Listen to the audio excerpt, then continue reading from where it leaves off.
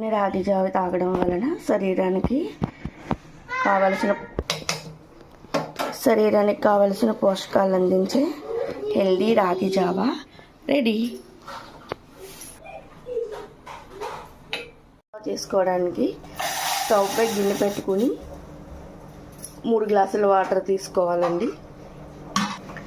ఇప్పుడు రాగి జావకి పిండి కలుపుకుందామండి.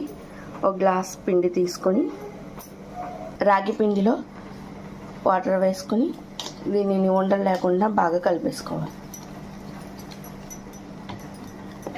వాటర్ మరిగేటప్పుడు దీంట్లో కొంచెం రాళ్ళుప్పు వేసుకుందాం. వాటర్ మరుగుతున్నప్పుడు మనం కలుపుకునే ఈ రాగి పిండిని వేసి ఒకసారి బాగా కలిపేసుకోవాలి.